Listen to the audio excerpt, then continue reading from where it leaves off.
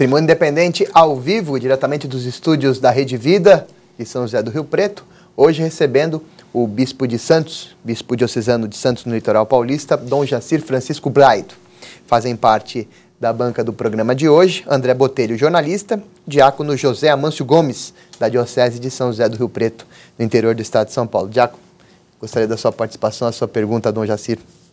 Então, Dom Jacir, na sua fala inicial, o senhor destacou, em especial, o cura d'Arnes, como um vocacionado do qual nem se discute a vocação, ele nasceu para isso é indiscutível. O senhor citou também os três papas, inclusive o Papa Bento, nosso atual Papa, que também a gente vê claramente que viveram por essa vocação. Então, a gente fica pensando que as pessoas são chamadas, são vocacionadas, e aí eu me pergunto, o que é que está acontecendo hoje que a cada dia, a cada ano, a cada momento, o nosso número de seminaristas vem diminuindo assim a cada ano e de repente a gente fica perguntando, bom, mas e essa vocação, e esse chamado, como é que é isso? Por que está diminuindo? Sim, eu acho que quando você diz que alguém que se sente chamado, eu vou até dar o meu exemplo, não é verdade, né? Eu, desde que me conheço por gente, sempre disse que queria ser padre. E olha, para mim não aconteceu milagre nenhum, nenhuma revelação, nada, mas simplesmente a gente ia à missa no colo da mamãe, né, quando era pequeno, e eu via as andorinhas andar lá para cima. Olha aí, talvez hoje esteja faltando também essa participação dos pais, essa presença dos pais. Então muitos, eles se sentem assim, um pouco afastados da coisa, embora eles tenham dentro deles qualidades e teriam também capacidade para serem chamados mesmo, mas eles não têm essa oportunidade. Então, digamos assim, eu desde pequeno sempre disse que queria ser padre. E quando eu devia entrar no seminário, por exemplo, eu devia passar do primário daquele tempo para o ginásio, o papai, eu tenho uma admiração por ele, né? Ele já está no céu, né, da coisa. Ele chegou lá e disse, Jacir, você disse que quer ser padre, então, mas você quer que eu agora, para o ginásio, vá falar com o seminário, que também tinha ginásio, né? Ou com os maristas, que era para continuar no mundo, uma coisa assim, né? E eu disse, seminário. E ele me mandou repetir 3 vezes. E eu admirei meu pai, porque ele quis que eu fosse consciente para o seminário. Agora, essa consciência não vem lá, ou não veio lá de nenhuma revelação, nada, a não ser aquela de, com a minha família, eu participar, assim, da igreja, da vida, né? Então, eu acho que é importante estimular também hoje as pessoas e a fazer com que elas possam se aproximar também da igreja, né? E se aproximar com os filhos também. E eu já encontrei vários jovens que, em um dado momento, eu percebo pela sua reação que eles estão, assim, à procura de algo, assim, no meio do grupo dos jovens, né? Então, uma certa hora eu pergunto para um, mas vem cá, o que você quer ser na vida? Olha, eu estou pensando. Ah, é? Está pensando o quê? Estou pensando, mas ainda não tenho claro o que você está pensando. Eu estou pensando em ser padre, né, da coisa, né? Mas demora para fazer o passo. Então eu disse, olha, se Jesus te chama, 1, 2, 3, né? Decida-se por ele. Não fique assim enrolando a si mesmo, porque aí até você disse que tinha chances também para poder encontrar empregos, para poder estudar, tudo bem. Então decida-se por ali. Mas se você tem alguma coisa assim que de fato está provocando você para isso, você se decida. Então é engraçado porque muitas vezes esses jovens assim, encostados na parede, eles vêm e dizem assim, eu me decidi, pelo sim ou pelo não. mas muitas vezes é agradável dizer assim, olha, e até eu vim saber do pároco também, ele disse, você lembra do menino aquele? Lembro. Pois ele já partiu para o seminário, já está no seminário, né? Então ficou. Então, hoje em dia, existe também uma dificuldade grande, mesmo por causa dessa convivência múltipla que nós temos na sociedade. E também essas mudanças todas, é algo assim meio complexo hoje, assim. Então, a sociedade está oferecendo 1000 propostas, né?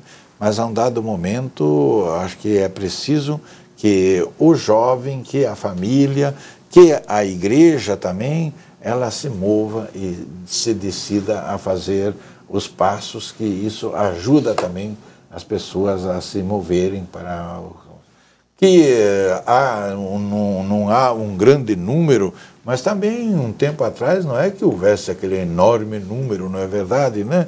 Há sempre uma proporção entre as pessoas que também viviam na época a sua vida de fé e também aqueles que depois foram para o seminário também, né? E com relação ao número de padres, até baixei pesquisas recentes, apontou em 2 anos no Brasil houve um crescimento de 7,6% no número de sacerdotes. Mas Sim. Aí eu queria entrar numa outra questão, com relação a números.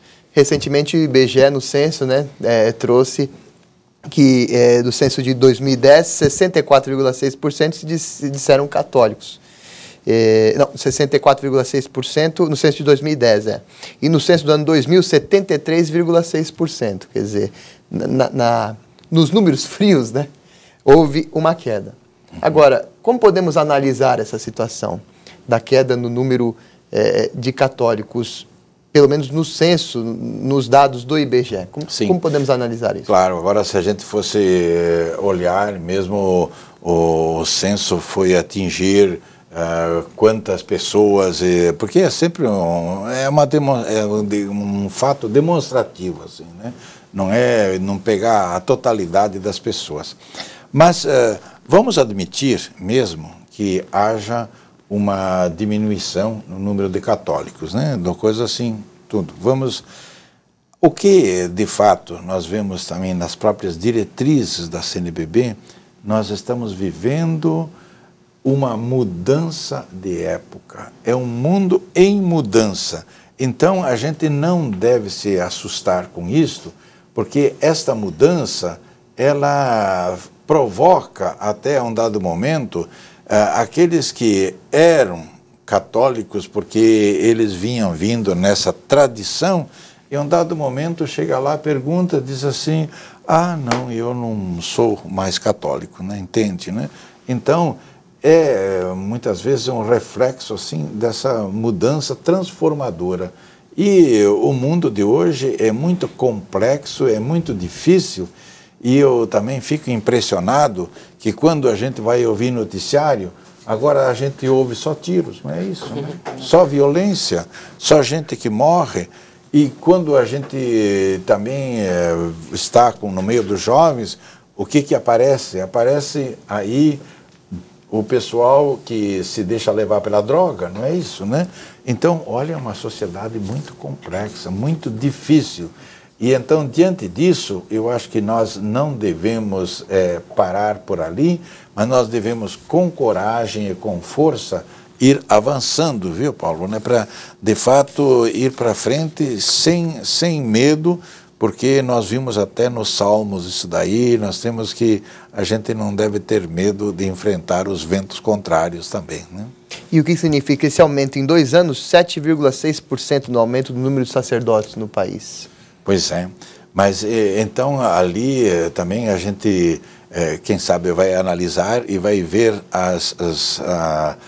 depois entender o processo, né?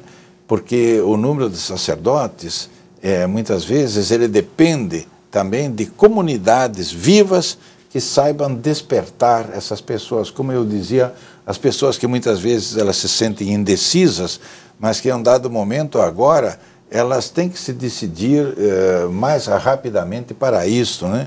E também esse número, ao mesmo tempo que conforta, a gente tem que ver, de fato, que sejam sacerdotes que se dediquem inteiramente ao ministério e, assim, de fato, sejam disponíveis para isso, né? Um tipo de curadars, né? Que vai lá se dedicar por inteiro ao seu ministério, né? A Sebastiana Antônia da Silva, de São Vicente, parabéns, Rede Vida, pelo programa. Abraços ao meu bispo diocesano. Um abraço da Sebastiana para o senhor, Dom Jaci. Muito obrigado. André.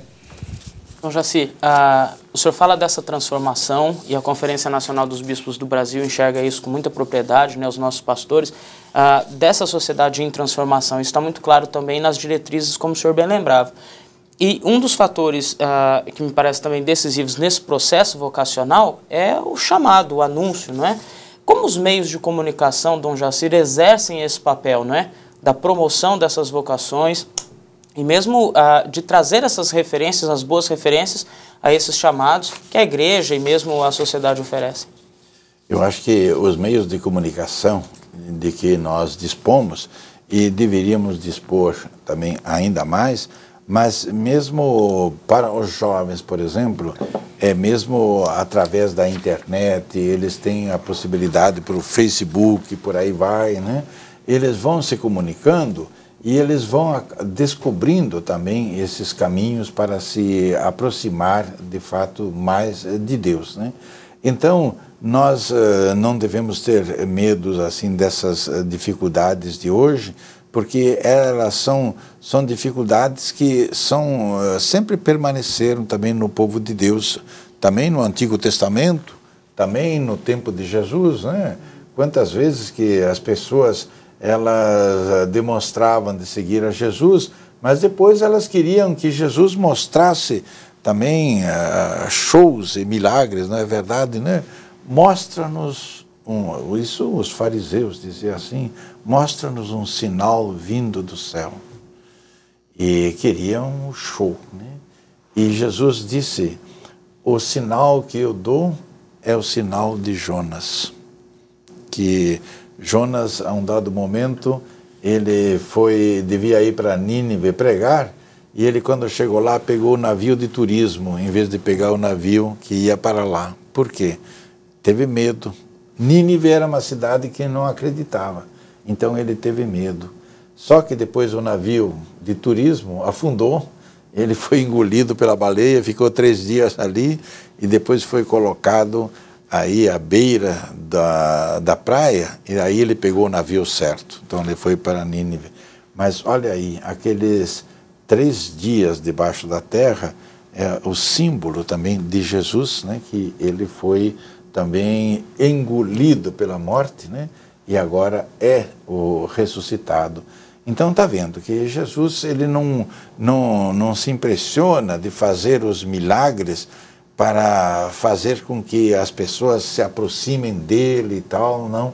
Ele simplesmente, até eu fico impressionado que ele parou 30 anos em Nazaré. E a gente se pergunta por quê? Ele podia ter saído por ali com aquela inteligência que ele tinha, ele podia ter ido lá por toda aquela região, podia ter ido para Atenas. Já pensou ele chegar em plena Atenas, né? Ali e sair falando daquilo que ele sabia, tudo um jovem de 18 anos, uma coisa, ir para Roma, ir para, vamos lá, até lá para o Oriente, não é verdade, né?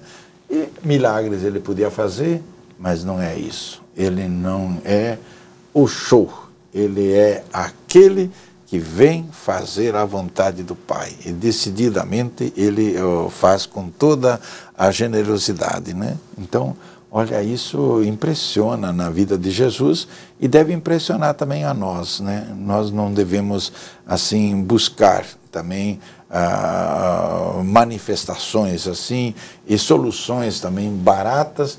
Nós devemos buscar aquilo que realmente conta e que é importante e propor isso para os nossos jovens, propor isso para os nossos leigos também e haver, de fato, um testemunho da parte da igreja e da parte dos leigos. Olha que coisa importante. Os leigos, eles são a presença da igreja no mundo. Então, isso é algo assim fundamental e básico. Eles são a presença da igreja na medicina, no estudo, na universidade, na política. Agora estamos num ano político, né, na coisa.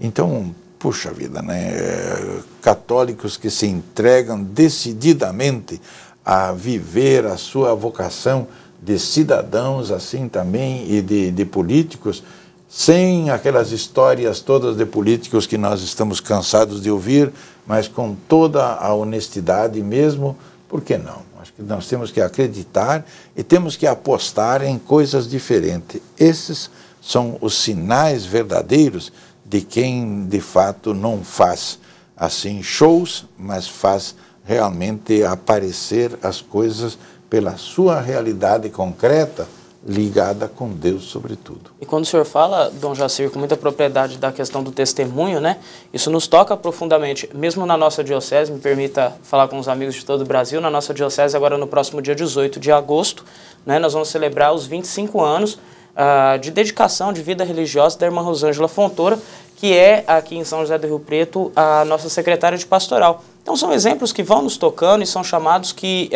a sociedade vai recebendo, né? São motivações realmente para uma transformação de vida a partir do testemunho, como o senhor bem lembrava. Pois é.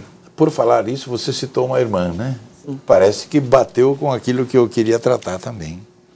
No dia 19 de agosto é o dia da Assunção de Nossa Senhora. E normalmente nós ligamos a Assunção de Nossa Senhora com a vida consagrada feminina. Vida consagrada, também masculina, tudo, mas de modo particular feminina. E então, olha, é algo assim sumamente importante que as jovens de hoje, elas sintam também essa provocação e que elas sejam assim levadas a isso. Eu, algumas vezes, tenho feito essa pregação assim, e chegou lá uma jovem no fim da missa, ela disse, eu sou religiosa, mas ela estava vestida como leiga, né? E então eu disse, eu estou numa congregação nova que está começando ali, e eu já emiti os votos a semana passada, né? Coisa assim, né? Então, olha aí, né? O Dia Mundial também da Vida Consagrada. Olha, a vida consagrada, ela parece que não faz sentido de hoje, no mundo de hoje, mas olha, se pensar, mesmo dos votos, né? Os votos de castidade, pobreza e obediência, eles abrem uma dimensão muito grande na pessoa, coisa assim. E então, a um dado momento, a gente se lembra, por exemplo, de aspectos, mesmo na vida contemplativa, eu tenho de Santo Antão, que ele era um herdeiro de uma família, e ele pegou e deixou tudo para a irmã, disse, minha irmã, você pode ficar dona de tudo, né? E ela disse, não, eu também decidi entrar numa vida consagrada assim, então deixaram toda a sua riqueza para outros e eles foram para o deserto, um para um lado, outro para outro. Aí é o mistério de quem de fato se deixa, e por falar em mistério, eu fico impressionado, por exemplo, com Santo Antônio de Pádua, príncipe, ele era alguém que devia ser o guerreiro, ele foi também um duelista, ele ganhou um duelo, não é verdade, né? Mas depois ele recebeu o chamado, ele foi para o seminário, se tornou sacerdote, depois franciscano, ele foi ser missionário na África, e ali a doença não permitiu, então agora é o Santo Antônio que nós conhecemos. O Francisco também, ele queria ir para as cruzadas e ser um grande guerreiro cristão, católico, sim, que dúvida, né? Mas ele, voltando uma vez, se impressionou com a figura de um leproso, e ele desceu do cavalo e foi lá e o beijou. E a partir daí, ele ficou completamente, assim, possuído pelo Cristo. Então ele deixou tudo, deixou todos os seus sonhos e se tornou o grande pequeno São Francisco que nós conhecemos hoje, né? Pequeno na sua dimensão, digamos assim, de ser um grande herói daquele tempo, né? Mas grande no sentido que ele é o herói de todos os tempos, né? Voltamos ao vivo com o programa Tribuna Independente, hoje recebendo Dom Jacir Francisco Braido, bispo de Santos, no estado de São Paulo. Então, a Suzana Aparecida enviou a pergunta, no mundo contemporâneo, como fazer para fomentarmos as vocações, Dom Jacir? Sim, no mundo contemporâneo, como eu dizia, nós vivemos um mundo em transformação. E com isso a gente não tem que se assustar, porque esta é a realidade que aí está. E essa mudança, essa transformação, a gente vai ver amanhã, se Deus quiser, né? Os nossos sucessores podem ver para onde é que foi. Mas o certo é que há também aspectos ali que nessa transformação de hoje, que a um dado momento ela deve ser superada. Sobretudo quando se trata de uma mudança assim, em que leva para o egocentrismo. Porque, afinal de contas, ninguém vive sem fé. Ninguém vive sem religião. Ninguém vive sem Deus. Então, se a gente deixa o Deus de lado, é porque muitas vezes a gente se coloca no lugar de Deus. O egocentrismo que está aparecendo. E aparecendo o egocentrismo, ele faz então com que a gente se preocupe só consigo mesmo. E isso por alguns anos pode ser muito divertido, né? Mas depois, a um dado momento, a pessoa ela se esvazia na sua caminhada. Ela não tem mais nem sentido de ser, ela entra em crise. E é quando ela descobre o verdadeiro Deus, ela deixa de lado também os deuses, que não são deuses aí, os valores de dinheiro, os valores de droga e tanta coisa. Como é triste ver assim aqueles que são recolhidos por causa da droga, que eles ficam aí suspirando pela droga, né, porque possa chegar, né? É como quem se deixa levar por um vício do fumo, coisa assim.